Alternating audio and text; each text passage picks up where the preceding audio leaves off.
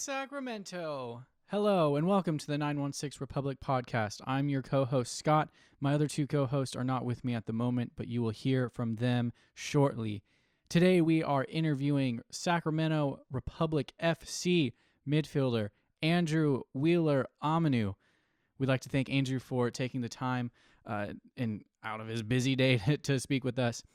We talk about his time with Atlanta United, Atlanta United 2, also Phoenix. We talk about his time at Harvard and how much he enjoyed going there and playing there. We also talk a little bit of his youth academies and just kind of Andrew as a whole. You'll find that he's a very cerebral person. He definitely has thought out what he says. We really enjoyed talking to him. It was only about a half an hour interview, and it felt like it could have been another 3 hours. There was just so much there that we just didn't get to. If you have the chance to speak with Andrew, please take it. He's such a fun guy, such an interesting person to talk to. So just really quickly, we'd like to just point out that we are on social media: Facebook, Twitter, Instagram, YouTube, Reddit, and Patreon. All of those are at 916 Republic. Also, leave a like and review of the show, whatever platform you are listening on. That really helps us out.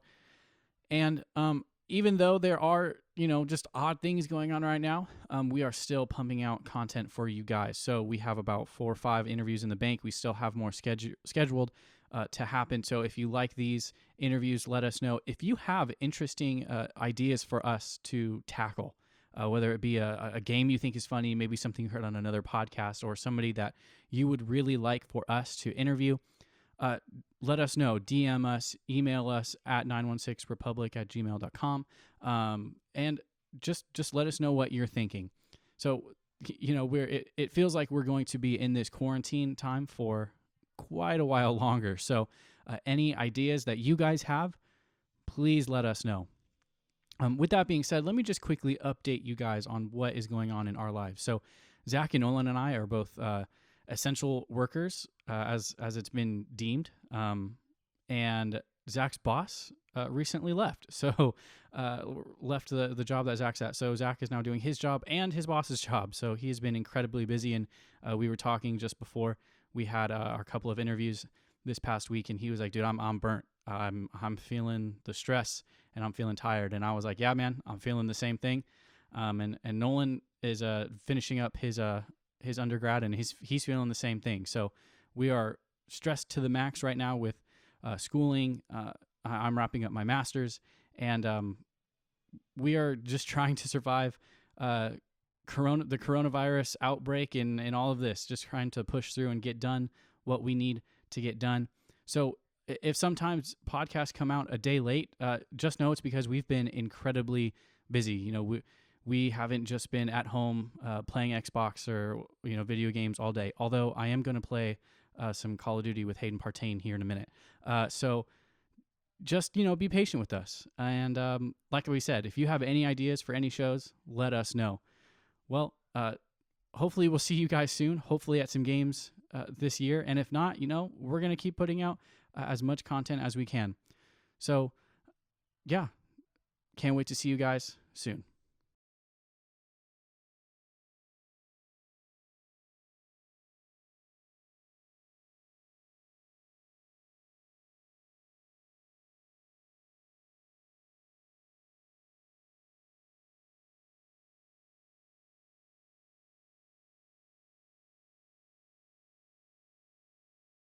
All right, today we have the honor of being joined by current Sacramento Republic midfielder Andrew Wheeler Omiunu. Before the COVID-19 craziness, Andrew put in quite the shift against Tulsa FC and showed well during preseason training and friendlies. Before coming to Sacramento, Andrew played 4 years of college soccer at Harvard University. He was selected in the 2017 MLS Super Draft by the Atlanta United and has spent time playing for Atlanta United, Atlanta United 2, FC Tucson, and the Phoenix Rising. Andrew, thanks so much for coming on the show. Thank you guys very much for having me. I appreciate it. No, yeah. First off, we just wanted to get to know you a little bit as a player, get to know your history with the game. So first off, what sparked your interest in in soccer, and what was your youth development like before you played in college? Yeah, I grew up in Bellingham, Massachusetts, and my father is from Nigeria, and he immigrated to this country in the mid '80s, and he played soccer growing up his whole life, and so the way I look at it, I pretty much really didn't have a choice. Um, Yeah. but I'm thankful for that because obviously I love soccer. So I started playing at 4 and played just in my town instructional leagues, and as I got older, eventually my parents looked to put me into club teams, and I spent my entire youth career with one club team. At the time, it was called Mass Premier Soccer. Uh, it later went on to become Global Premier Soccer (GPS), and they're a non-academy system. And I was fortunate enough to be a part of the ODP program as well, which was really prominent when I was growing up. I know it's not so much now as the academy system dominates youth soccer in America, but I believe it's still around at least.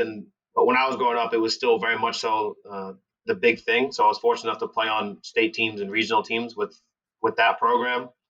And I also played for my prep school that I went to from 8th to 12th grade, which was the Roxbury Latin School in West Roxbury, Massachusetts. And so that's pretty much my background of playing up until college at Harvard and then being drafted. So yeah, you mentioned your time at Harvard where you played your college soccer. What made you choose Harvard over other schools?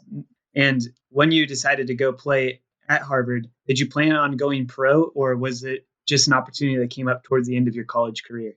Yeah, I never really like to say that I chose Harvard. I'm very much more of the notion that Harvard chose me. And I'm very grateful and fortunate for both schooling education that I got there, but also the soccer education that I got there. I guess what interested me in Harvard was that certainly growing up, it was a priority of mine because my parents stressed education on me, and it got to the point where I did what they wanted me to do, but eventually, like I took their ideals on as my own, and so their push and motivation for me to get a good education really became my own search and my own journey of wanting to pursue. Um, and so from an early age, like I knew I wanted to. I love soccer and I loved school, and so I wanted to go to a college that could allow me to fulfill my dreams and take advantage of my abilities, whatever they might be, to the fullest. And high up on those lists are Ivy League schools and great academic schools and institutions that have really good athletic programs too. So the Ivy Leagues were always something that I was very interested in. When you're a kid, you don't know how obtainable things are, and then it seems as you get older, you realize how difficult things are to obtain. And then as you get closer, you're like, oh, maybe they are obtainable. We'll see what happens. I certainly did have Harvard very much so in mind, especially because I grew up with it, like in Massachusetts. I went to high school about 25 minutes away from Harvard. So I was just really fortunate that everything worked out and that they were interested in me, the soccer program, but also the school thought that I'd be somebody that would add to the community, to the culture of Harvard University. And I'm very grateful that I was able to go there. So yeah, that was kind of like my goal going into it. And like I said, I'm very grateful that it worked out. Totally.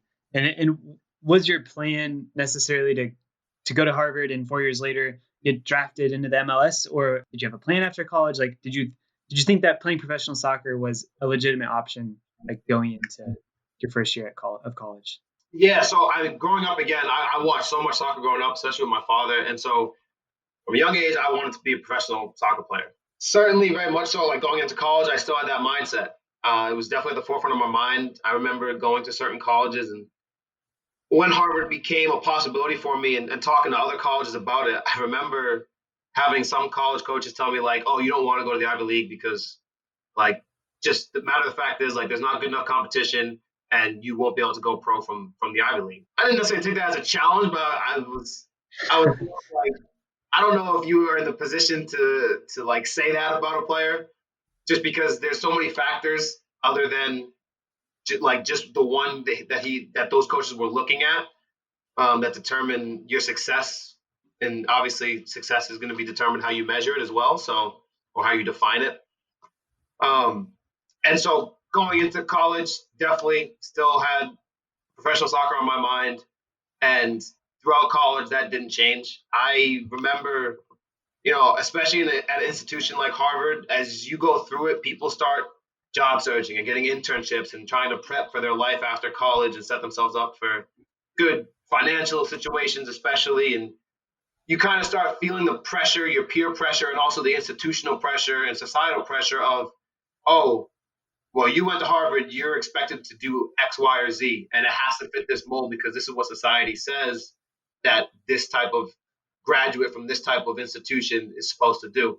And so, especially when I started become a sophomore and junior, and then senior year when people started getting jobs, I was nervous because soccer and any professional sport it's so unpredictable, and there's not a lot of planning that goes into it. You just keep working and hoping that at the end of the road, like the end product of your work will result in some type of success. And so I will say the one thing that did change as I went through in terms of like my goal for professional soccer is that when I was younger, again, when you're young, you dream big. And then as you get older and you lose a bit of that naivety and you gain some maturity, you start realizing the difference between realistic and lofty goals. And so when I was younger, I was like, I'm playing for Manchester United. No question about it. It's happening. And I grew up close to New England Revolution Stadium, and they were good at the time when I was young. They were very good. They went to the finals for 3 out of 4 years during a stretch of time. And so I enjoyed going to those games and watching the Revs play, but I was like, nah, it's not the same type of soccer. And I remember getting close to college and starting to have it click in my mind, I'm probably not going to play for Manchester United. Well, my goal should probably be the MLS. And so then is when I started really diving into learning about the history of the MLS, watching the MLS, watching the players, the type of players, what it takes to be successful in that league. And so that's the way my mindset in terms of professional soccer continued to transition through college. But the end goal was still always play professional in whatever capacity it appeared to me at that time.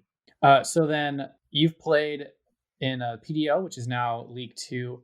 You've also played League One with Tucson, the championship with Atlanta United or Atlanta United 2 and Sacramento Republic. And then you played, or at least trained with, I can't remember if you got that many minutes with Atlanta United, but you were with the first team for a few years in Atlanta. Mm-hmm. Can you talk about the diversity of the leagues, really talking about the difference in talent level, the difference in maybe the professionality of, League Two or between League One between the championship between Major League Soccer. Could you just kind of talk about the differences or maybe the similarities between those leagues? Yeah, for sure. It's actually something I do take pride in, that I have played in all 4 leagues as they now stand, or as they're now known, because USL League 2 was just PDL when I played in it. But I would say that from top to bottom, and this is how I view soccer in general, there's talent everywhere. So from a player standpoint, I've played with people, or I've seen people, or know of people where you look at them and you're like, what are they doing down here? They should be in the MLS. But then I've also seen people or play with people and looked at people, had conversations about people where it's like, what are they doing up here? They should maybe be in the USL. And as you gain that knowledge, it's not a knock on any player or disrespect to any player. It just gives you more information on understanding the whole picture, that sometimes it has more, not sometimes, often it has more to do, has a lot to do with other factors other than talent. And so I will say from a player standpoint, the talent that has always been there. It's just a matter of how well you can hone the talent, manifest it onto the field, keep it consistent. From a professional standpoint, I was really fortunate that in my PDL coach in Seattle, when I played there, was actually ended up being my same coach in Tucson last year. And those would be USL League 2 and League 1. And the way he was as a coach, I had such a high regard for him because he ran a very professional environment. So I was really fortunate in that regard that even though they were, third and fourth division, so-called in the U.S., they were extremely professional.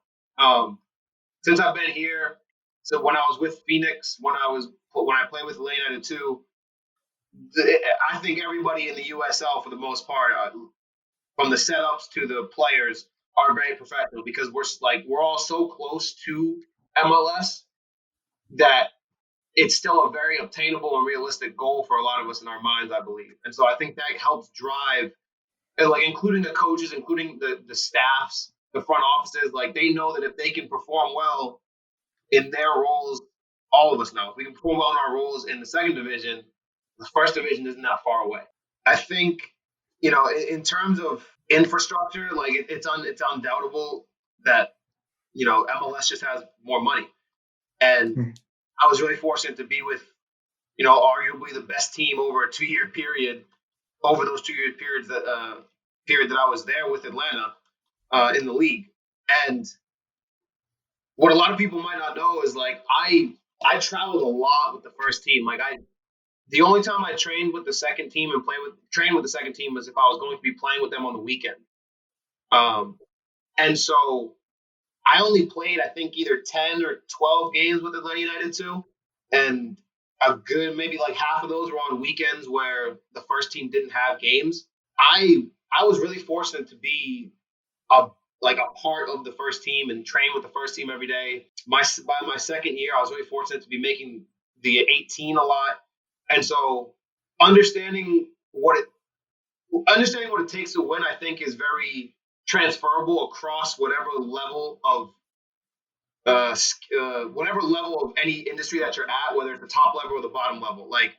Knowing how to win, knowing how to succeed is a transferable goal regardless of what level you're at.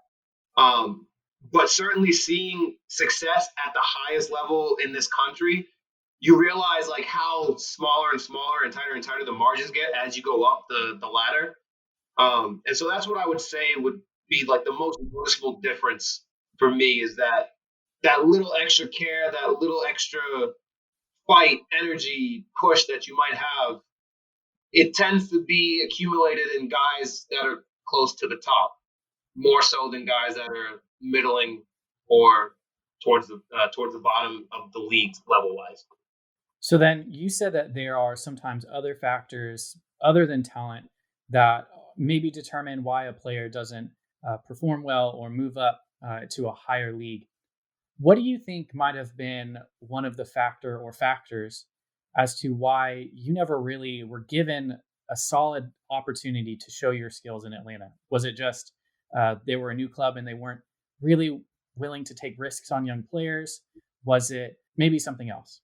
No, guys in front of me were just better.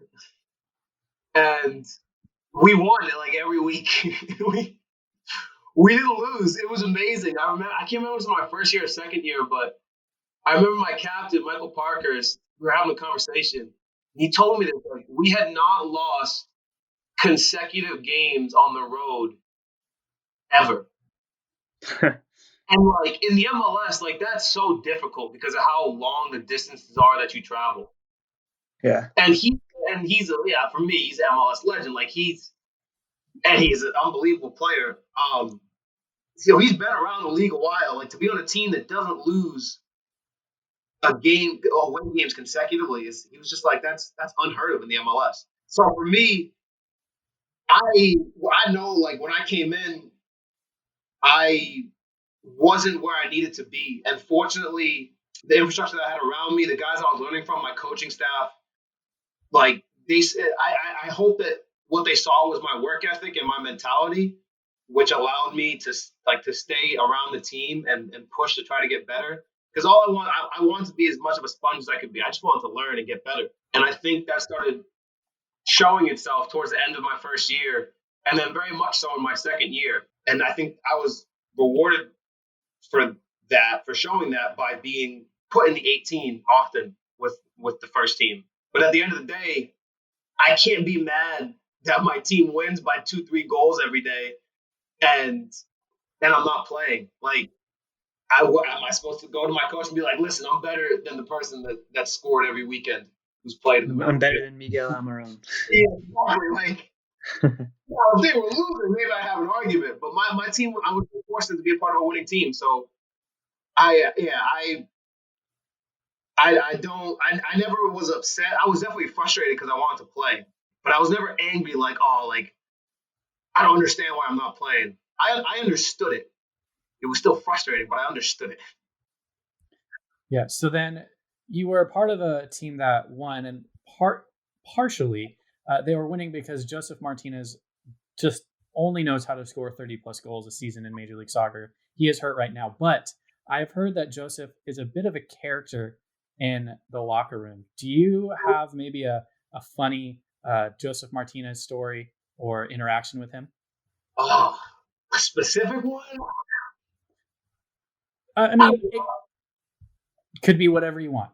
Yeah, I'm trying to think. Like Josef Martinez, I have so much like respect and appreciation for him as a player and as a person. I think the thing I'll say most about him, like, is he's consistent. And that's, I think, a quality that I appreciate most in people in general. Like, when you are genuinely yourself, when you're not trying to be fake, or mislead people or misrepresent yourself, when you honestly just, no matter if you're a nice person or a mean person, I just want you to be genuinely that. For Josef, he was a passionate person, and passion manifests itself in many different ways. And I always used to look at players like him and be like, in order to be that good, in order to be that successful, do I need to do I need to be able to get angrier, to bring out more emotion in myself so that I can reach those levels? And fortunately, because of some of the players that I did get to play with, like, I found that not necessarily to be the case all the time. But I won't argue that certainly is something that helps. Because for you to be able to get into your own mind and convince yourself, like, if I don't score, I don't eat. If I don't score, I don't do, like, when you can attach achieving a goal to something that's so vital to your being, or it's you start to understand why you can achieve those things because you view it as ultimatum. You view it as black and white. You don't view it on spectrums. And so I would say for Josef, one of my favorite stories is like we've seen him kick posts in games. I'll never forget he hurt himself doing it one time, just like bruised his foot pretty badly where like he has a limp.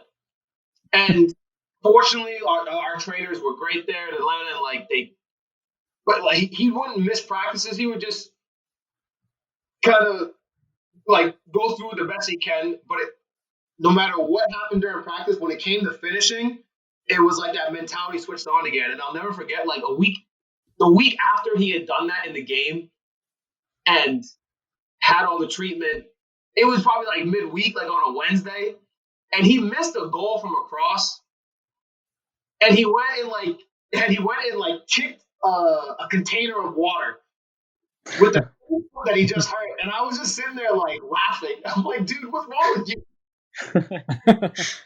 But in the moment, like, all he's thinking about is this goal helps my team win, helps me achieve success that I want to achieve. Like, he is so singularly focused on scoring goals to provide, like, to continue to achieve his job and perform at the highest level for his job, for his team to succeed, that everything else falls by the wayside. So that's like a microcosm of what his personality is as a whole. But like I said, he's so consistently him that there's nothing I like.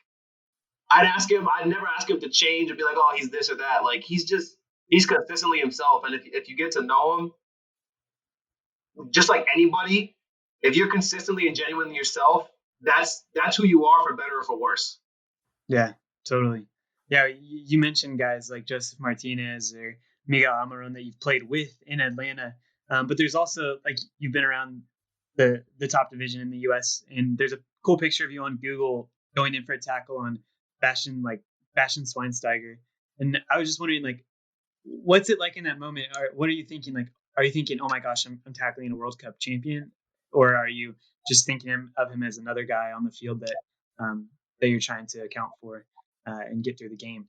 Yeah, what's going through your mind in those moments? Yeah, it's funny. I remember that game so well.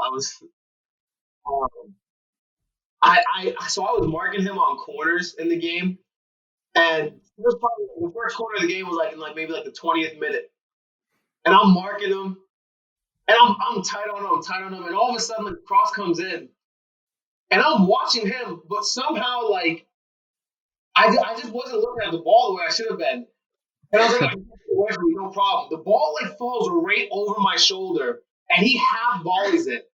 And fortunately, my goalkeeper was at the back post. But all I was thinking was like, yeah, what am I supposed to do? Like I was right on him. Like, how do you get cross? But I know the picture you're talking about, and it's funny because we went into halftime of that game and it was tied. And I remember my coach, Tata Martino, saying like he was talking to his midfielders and he was like, "You guys are doing well, but you got to try to get more pressure on the ball." And so I remember there was a throw-in early in the second half. And I was like, all right, I'm getting more pressure on the ball, no problem. And it came bouncing into Bastian Schweinsteiger. And he put his leg up to get it, and I kicked through him. Foul, and all I could think was like, and I helped him up, and I was really happy. I was like, oh man, I'm helping out Bastian Schweinsteiger right now. I'm like, that. But in the back of my mind, I was like, man, I just kicked the crap out of Bastian. Like, damn. That's crazy. So in moments when the game stops, you think about it, but in real time, I didn't really. But like when my goalkeeper had the ball in his hands, I was like, oh damn! All right, let me get back to the game. So you get those like brief seconds, but and they, in my opinion, guys will have different opinions on the matter, but for me, like they deserve that respect and that recognition because of people like that, what they've accomplished in their careers and the quality of player they are. So yeah, that's super cool. Andrew, if we could just kind of pivot a little bit here, I just want to say like, so going kind of through this past preseason, especially in that last preseason game, and our first regular season game here in Sacramento, I think for all of us, we were very impressed with your play. I think at one point we were kind of saying to each other, maybe Sacramento has finally found that replacement for Jeremy Hall, a physical, a tough defensive midfielder, the great passer. You showed those qualities, showed a lot of like just organizational grunt work, a lot of like high energy, good decisions were made, I think, in that like first preseason game. So like kudos on you. Nice job. It was a good couple games. But for you, like, what were your thoughts on that first game? Just how has it been for you in Sacramento, kind of through preseason and into that kind of first game? Yeah. Well, I appreciate the kind remarks. So thank you for sure. I've heard a lot of good things about Jeremy Hall as a player. And so I think that's something that I appreciate the comparison because like I said, I've heard good things about him. I don't know him personally or ever watch him play, but I know that people have a lot of respect for him as a player, and so I'm grateful for those comparisons. I think I'll tell you from my first time here, from the first day here and the first week of training, I was calling my friends, talking to my friends back home or my parents, my siblings, my family. Like I would tell them I had more fun in the first 2 weeks of preseason this year than I had the majority of my season last year. Nice. That's good. Good to hear. I've got nothing but good things to say about the organization, the character, the level of the character of the guys on the team, the coaching staff, the front office, everyone that I've dealt with in this organization. The character has been so high.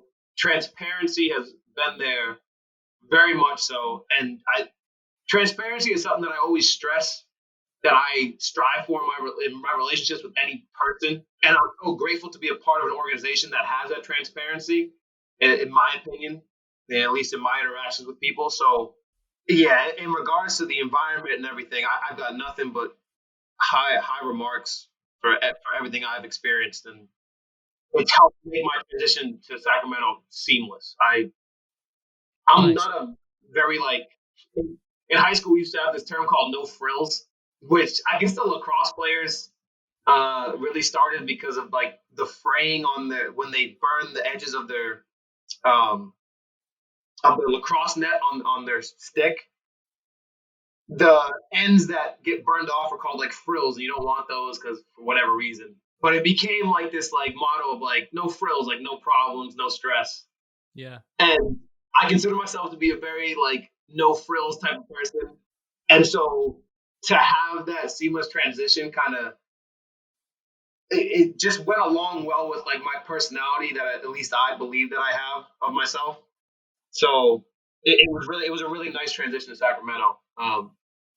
And then being on the field and playing with guys, I'll tell you, like I've never played significantly, like been a starting member of a team um, and contributed heavily to a team where my center mid partner was fitter than I was. Yeah. Scott knows Um, pretty fit. it's unbelievable, and like I pride myself on being super fit because I know that's really important to how I want to play my game. And Yeah. the pleasure I have in playing with a midfield partner who wants to do the exact same type of work as me, Yeah. it it it motivates me, it pushes me forward. Like I am definitely more comfortable being a distributor and breaking up play deeper in the midfield. Um, and Drew's ability to get to the edge of the box and back, Yeah. I'm like, man, I can do that too. And then I do it a few times. I'm like, yo, how do you do this so much? But it's a pleasure to play with people like that. And speaking from my position, the center mid position on this team, I have such a high regard for the center midfielders. Now, leaving out like the tens between me, Drew, Jaime, and Roro, Yeah. like the quality that these guys have, it's a joy to play with. Like I honestly believe like Roro is the best passer I've ever played with. Like his vision and weight of pass when he plays through balls is incredible. And Jaime's cleanliness and tidiness in tight areas and the cleanness of his feet, again, it's incredible. And so when I say like I like playing with a midfield partner, I've already learned so much from those three guys and trying to bring whatever I can from their game into mine. Um, and the competition we have in that midfield spot, I think, is amazing for achieving success on the field because I think we're all quality players and pushing each other forward. Um, so that like I briefly said it, but how I see myself as a midfielder is I love to organize, I love to talk, I love to break up play, and I like to keep things simple and drive forward when I can. But that's probably at like the edge of my list. Those first few things that I said about keeping the structure of my team and shielding my back line, like those are the priorities for me. And so I'm fortunate enough to be right now or was 2 months ago Yeah. um, as this pandemic has continued, I was fortunate enough to be in that time in a place where I felt like the coaches knew what my skill set were and wanted to utilize what it was or what it is. Yeah. That's really cool. Totally. Well, hey, we're reaching the 30-minute mark on this interview, but Andrew, man, it's been so great to get to talk with you, get to know you a little better, and hear your perspective on the first part of this season. And yeah, we really appreciate your time. Thank you guys very much. Honestly, I appreciate stuff like this. I love conversation, so I'm grateful to be involved.